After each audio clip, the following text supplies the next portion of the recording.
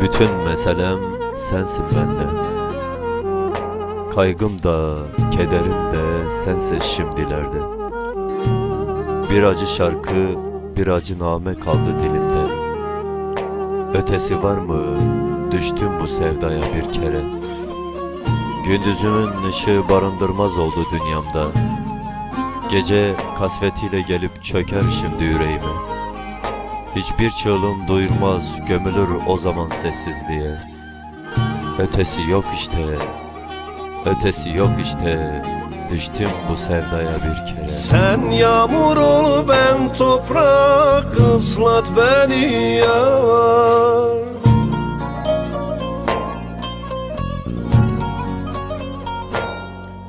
Sen rüzgar ol, ben yaprak, savur beni yar.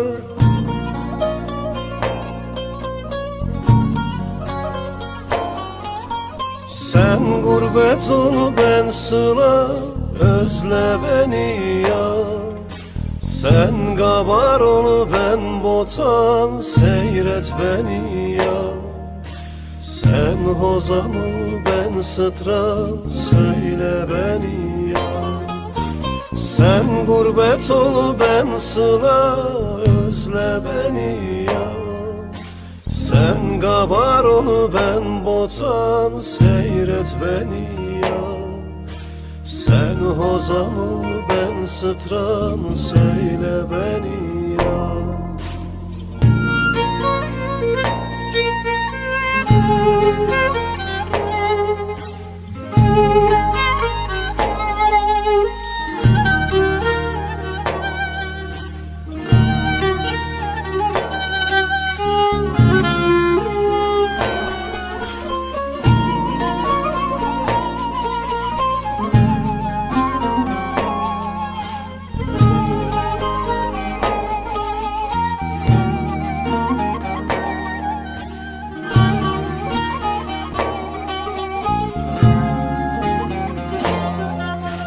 Sen bahar ol, ben nevroz, ateş olalım.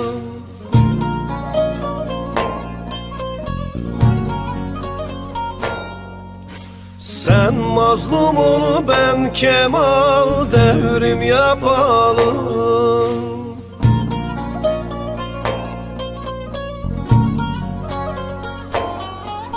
Sen deniz ol, ben erdal, dara gidelim.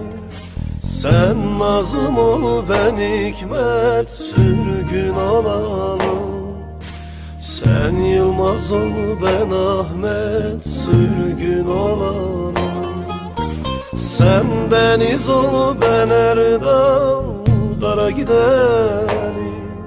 Sen nazım ol, ben hikmet, sürgün olalım.